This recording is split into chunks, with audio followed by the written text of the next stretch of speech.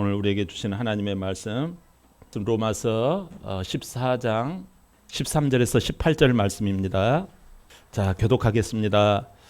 로마서 14장 13절에서 18절 말씀. 그런즉 우리가 다시는 서로 비판하지 말고 도리어 부딪힐 것이나 거칠 것을 형제 앞에 두지 아니하도록 주의하라.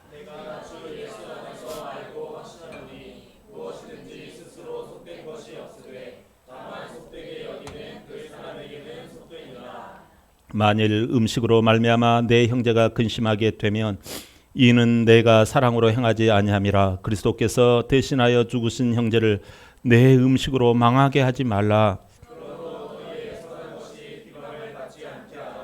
하나님의 나라는 먹는 것과 마시는 것이 아니요 오직 성령 안에 있는 의와 평강과 희락이라. 이로써 그리스도를 섬기는 자는 하나님을 기쁘시게 하며 사람에게도 칭찬을 받느니라. 아멘. 오늘 우리에게 주시는 이번 주 주시는 말씀 고백합니다. 시작. 그리스도를 섬기는 자. 기도하겠습니다. 하나님 아버지, 은혜를 감사합니다. 더위가 옵니다. 그러나 이 더위 가운데도 우리 주님의 사랑은 우리를 끝까지 보호하여 주실 줄 믿습니다. 하나님이 이제 그리스도의 계절인 줄로 믿고 오늘 주신 말씀을 따라 순종하며 귀한 열매 맺게 하여 주시옵소서. 예수님의 이름으로 기도하옵나이다. 아멘. 여러분, 카톡방에 요즘 글을 많이 올리지요. 글을 올리다가 보면 또 사진도 올리곤 해요. 그러면 나도 모르게 선뜻 이렇게 반응하기 전에 계산을 합니다. 아, 이게 나에게 유익이 될까? 이 카톡방에서 내가 이 글을 쓰면, 반응을 하면 어떤 사람들이 나에게 뭐라고 할까? 이게 과연 나에게 이익이 될까? 판단을 합니다. 또 사진을 보면 이야, 이 사람 외국에 갔네. 오, 돈이 어디 있어서 외국 갔을까? 이 음식 진짜 먹고 싶은데 나는 진짜 맨날 짜장면이나 먹고 왜 그러는 거야? 저 사람 되게 돈 많나 보다. 또 시시한 곳에 갔으면 아이고, 그러면 그렇지. 너가 외국이라도 가볼 수 있겠냐? 아유, 너는 이런 거 안 먹어봤을 거야. 내가 사진 올리면 너 아마 까무라질걸. 우리가 이런 모습이 우리 가운데 행여 있지 않나요? 우리 안에 다른 사람을 향하여 이렇게 판단하는 모습이 있지 않나 이거예요. 나도 모르게 재판석에 올라가가지고 땅 판단의 망치를 휘두르곤 하지 않습니까? 직장에서, 가족 안에서, 심지어 교회 안에서도 끊임없이 누군가를 재단을 해요. 평가를 해요. 판단을 해요. 내가 재판장의 자리에 앉아 있어요. 나이가 많든 적든, 남자든 여자든, 부자든 가난하든 상관없어요. 건강하든 안 건강하든. 근데 여러분, 그렇게 판단하고 재판하고 나면 여러분 마음은 어떠세요? 기분 좋던가요? 기분 안 좋아요. 그렇게 재판석에 앉아가지고 판단의 망치를 꽝꽝꽝 두드렸건만 마음이 시원할 것 같았는데 시원하지 않아요. 오히려 갈증이 나고 더 무거워지는 거예요. 오늘 바울이 로마 교회를 향하여 이런 마음을 건드려요. 자, 지금 로마 교회는 갈등이 있어요. 어떤 갈등이에요? 로마 교회는 이질적인 사람들이 모여가지고 교회를 형성을 했어요. 옛날부터 히브리, 이스라엘에서부터 이 유대교를 믿어왔던, 구약을 따라왔던 그 하나님의 백성들이 이제 예수 그리스도를 믿어서 크리스찬이 된 그런 부류가 교회 안에 있고, 또 이 지역이 헬라 로마 지역이기 때문에 헬라 이 사람들의 헬라 이방인 사람들이 교회에 들어가서 예수 믿어서 이 신앙의 본질이 무엇인지를 아는 거예요. 이제 예수 그리스도 안에 있으면 율법은 소용없다 말이지. 이전 것은 다 지나갔다. 예수님만이 최고다. 복 중에 복이다. 그걸 가지고 살아가는 그러한 두 그룹이 있어요. 특별히 이 유대 지역에서 온 사람들은 예수님을 믿어도 레위기 11장에 보면 정한 음식이 있고 부정한 음식이 있거든요. 그죠? 뭐 지느러미가 있고 없고 그런 걸 따라서 먹고 마시고 막 그런 게 있잖아요. 사실상 삶의 문제는 여러분 옷 입는 모든 문제, 이 먹는 문제 이건 여러분 신앙하고 다 연관이 있거든요. 그런 영향이 있기 때문에 교회 안에서 제사상에서 내려온 음식을 우상을 섬기던 그 돼지 머리 같은 거 내려온 걸 그걸 너희들이야 먹고 그래. 저 이방인들은 진짜 엉뚱하기는 이럴 데 없어 하고 판단의 망치를 땅땅땅 두드리는 거예요. 또 헬라파 이 크리스찬들은 예수님을 정통으로 이제 믿었잖아요. 구약의 배경이 없기 때문에. 그러니까 아이고 쟤네들은 진짜 쪼잔하기는 아주 그냥 옛날부터 왜 저렇게 진짜 고루하고 꽉 맥혔는지 모르겠다고. 예수 그리스도 안에 있으면 누구든지 새롭게 되잖아. 그 우상의 제물을 그거 꼭 우상의 제물이라고 그걸 왜 따져 먹는 것을. 이렇게 믿음이 강한 주류가 있었어요. 그런 사람들이 있었어요. 아이고 저것들은 아주 믿음이 작아가지고 하면서 믿음이 작은 것들하고는 하고 무슨 말을 못해 하고 판단의 망치를 땅땅땅 두드리는 거예요. 여러분 이 교회 안에 두 그룹이 찌그락찌그락 갈등을 일으키는 거예요. 우리는 주 예수 그리스도 안에서 한 가족인 줄 믿습니다. 교회는 하나의 공동체인 줄 믿습니다. 얼마나 좋아요. 이렇게 같이 하나 된 우리 믿음이 하나요, 말씀이 하나요, 사랑이 하나요. 하나 된 교회가 얼마나 여러분 좋습니까? 그런데 이러지 못한 이 긴장된 상태의 교회의 모습이에요. 그래서 바울은 그때 이렇게 말을 해요. 17절 한번 볼까요? 본문 17절 시작. 하나님의 나라는 먹는 것과 마시는 것이 아니요 오직 성령 안에 있는 의와 평강과 희락이니라. 아멘. 여러분 하나님은요 뭘 보시는 거 아니에요? 외적인 행위보다도 먹고 마시는 그런 것이 핵심이 아니라는 거예요. 의와 평강과 희락, 이것이 그 마음 내면에 잔잔히 고여 있느냐 이러는 거예요. 마음의 통장에 딱 따가지고 열어봤더니 의와 평강과 희락이 있느냐라는 거예요. 그걸 우리 하나님은 쳐다보신다라는 거예요. 여러분 의가 뭐예요? 하나님과의 관계예요. 하나님 안에서 하나님 내 앞에 늘상 하나님이 있는 거, 이게 의잖아요. 평강은 뭐예요? 평안함? 교회 안에서 아무 일도 안 하고 나는 편안하다, 그걸 평강이라고 하지 않아요. 어떤 교회의 일을 주의 사명을 감당하면서 분주하고 힘들지요. 그러나 그 안에 에이레네, 하나님이 주시는 그 잔잔함. 여러분 일을 안 해서 평안하면요 다음 단계가 못 와. 근데 일이 있고 막 힘들고 바쁘고 그러는데도 주의 일을 하면서 잔잔한 거예요. 잔잔한 파도와 같이. 그것이 평강 에이레네예요.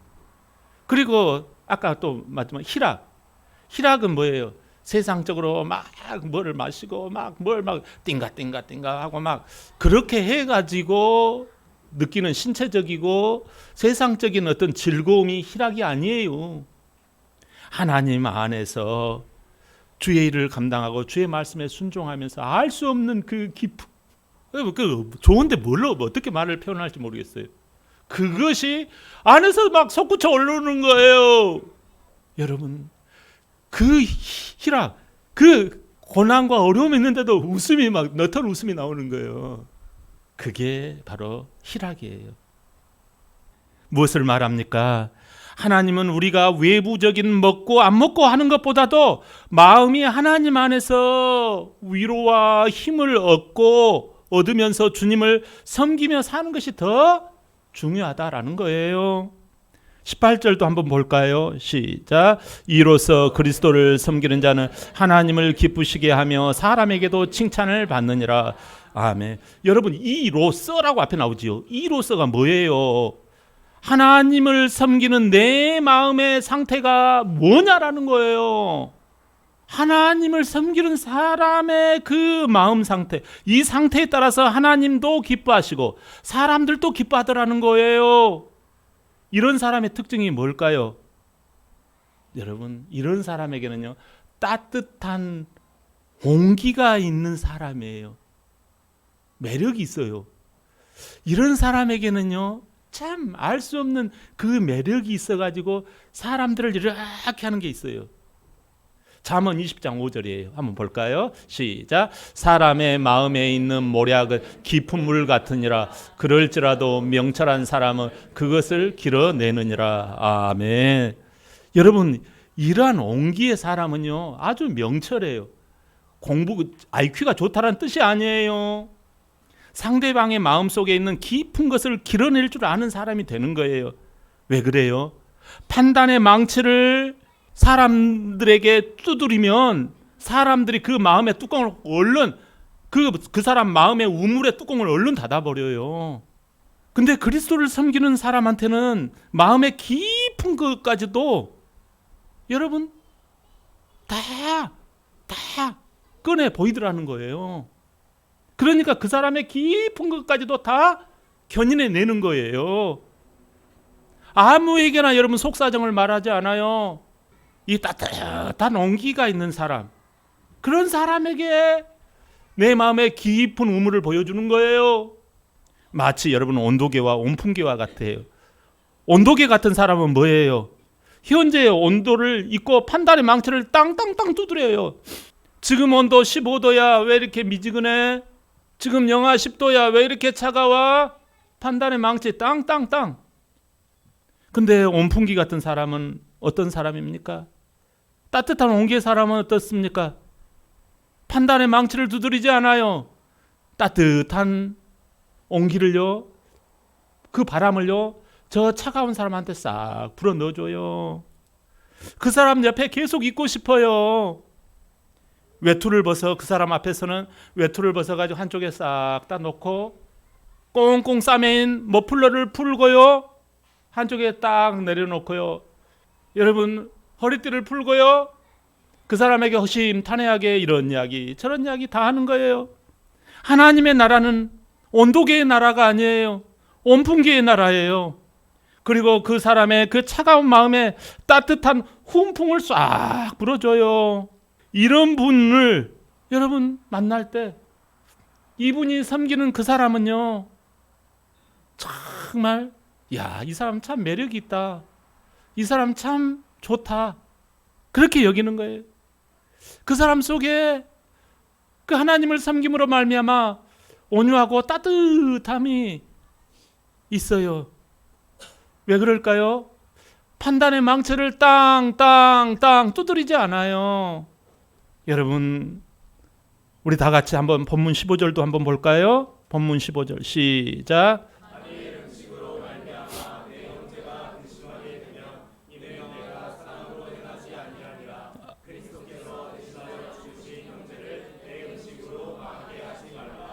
아멘. 여러분, 사랑으로 행하지 아니한다는 말을 주목하세요. 바울이 진짜 말하려고 하는 의도는 너는 사랑이 없는 행동이야, 이걸 말하려고 할까요? 네 행동이 지금 차가워, 그 말을 하려고 하는 걸까요? 아니에요. 사랑하는 여러분, 너가 그렇게 차갑고 쌀쌀하게 지적질하는 그 마음이 뭐냐라는 거예요. 그 속에 뭐가 자리 잡고 있냐라는 거예요. 저와 여러분, 그게 뭐냐면 내 기준이에요. 내 기준. 너가 그렇게 판단의 망치를 땅땅땅 두드리는 것은 내 기준, 너 기준보다도 내 기준이 더 중요해라는 거예요. 왜 이런 자기 잣대를 꽉 붙들고 있는 걸까요? 왜 그 사람은 자기 잣대로 남을 재고 있는 걸까요? 왜 그렇다고 생각하세요? 여러분, 그것은요, 세상이라고 하는 것은요, 잣대 싸움이에요. 미국과 중국이 지금 막 아웅다웅하죠. 왜 그래요? 왜 패권 싸움이에요? 패권이라고 하는 건, 이 패권이라고 하는 건 잣대 싸움이에요. 내 잣대식으로 해. 세상의 원리는요, 자기 잣대를 들이대는 거예요. 우리가 세상에 내일 나갑니다. 그지요? 그러면 바로 잣대가 나오기 시작해요. 그 잣대 싸움에 시달리는 우리이기 때문에 그래요. 그 잣대 싸움에서 시달렸기 때문에 살려고 하다가 보니까 내 잣대를 교회 안에서도 들이대는 거예요. 여러분, 이것이 그 사람을 그렇게 만든 거예요. 아니, 그 사람은 그렇게 해야지 살 것 같은 거예요. 자기 확신, 자기 주장, 자기 논리를 가지고 똘똘 뭉쳐 있는 거지요. 놀라운 것은 이 욕구가 나쁜 뜻에서 시작하지 않았다는 점이 우리가 특이할 만한 내용이에요. 오히려 선한 것에서 시작해요. 나도 믿음을 간직했어. 나도 그 일을 하고 있잖아. 나도 여전히 하나님을 사랑해. 신앙 안에 자유가 있잖아. 이런 선한 자기 잣대가 어느 순간에는 형제한테 들이대면서 판단의 망치를 꽝꽝꽝 두드리지 않느냐라는 것입니다. 16절에 보면 바울은 이렇게 이어가요. 그러므로 너희 선한 것이 비방을 받지 않게 하라. 여러분, 우리가 하는 것이 나쁜 거 아니에요. 죄 짓는 것이 아니에요. 그런데 그 선한 것, 신앙의 자유라고 여기는 것 안에 비방의 씨앗이 싹트고 있다라는 거예요. 그 형제의 마음을 아프게 하고 공동체를 차갑게 하고 결국 복음을 욕먹이게 하는 상황으로 만들어내더라는 거예요. 내 기준, 내 주장, 내 잣대가 형제보다 더 높은 위치에 있어요. 그래서 공동체의 이 사랑의 온도는 점점 떨어지는 거예요. 마음에는, 그 형제의 마음에는 서리가 앉기 시작하는 거예요. 그늘이 지고 어둠이 오고 눈물의 계곡으로 떨어지는 거예요. 원치 않는 상황 가운데 있는 거예요. 그런 판단의 망치를 두드린 사람마저도 그 마음은 좋을까요? 세상에서 그렇게 살아왔기 때문에 그렇게 해야지 교회 안에서도 유익을 얻을 줄 아는 거예요. 저와 여러분, 그 사람도 피해자예요. 여러분, 어떻게 해야 할까요? 어쩌란 말입니까? 이제는 우리가 어떻게 해야지 되는 거예요? 바울은 15절 딱 한마디 해요.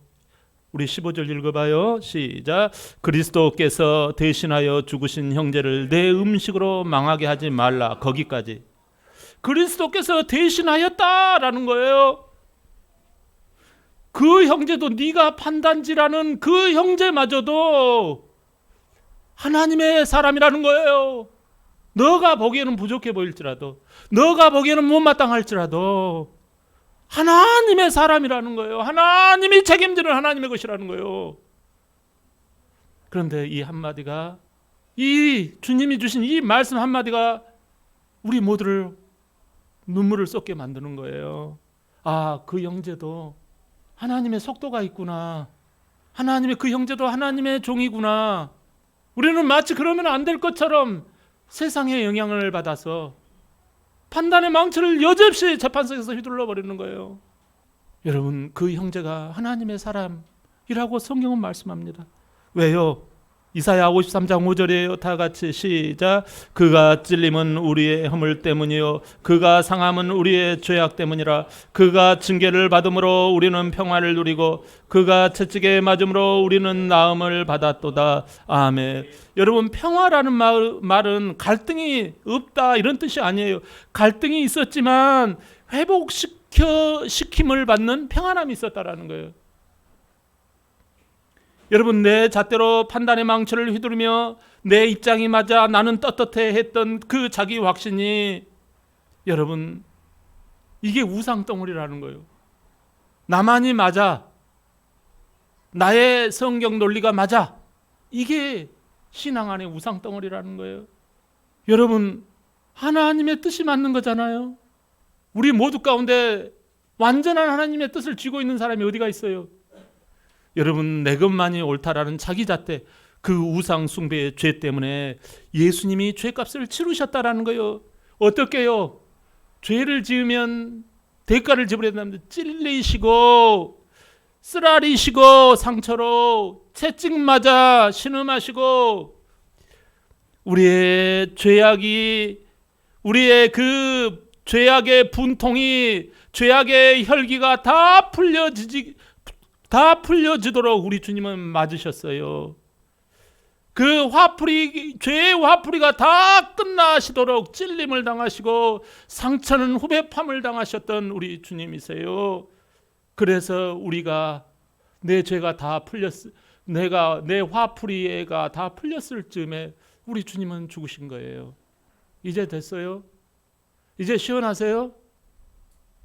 그러나 천지 만물의 창조주답게 다시 살아나셔서 우리를 향해서 다가오신 거예요.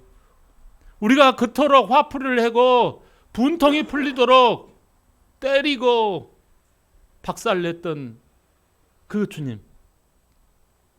근데 우리 주님이 다가오셔서 손을 내미셔요. 나는 너를 판단하지 않는다. 나는 너를 판단의 망치로 휘두르지 않는단다. 나의 소중한 사람아 라고 부르십니다. 여러분, 이게 선물이에요. 이게 복음이에요. 여러분, 이 선물을 우리는 어떻게 받을 수가 있나요? 이 선물은 물건이 아니에요. 새로운 사람을 선물을 받는 거예요.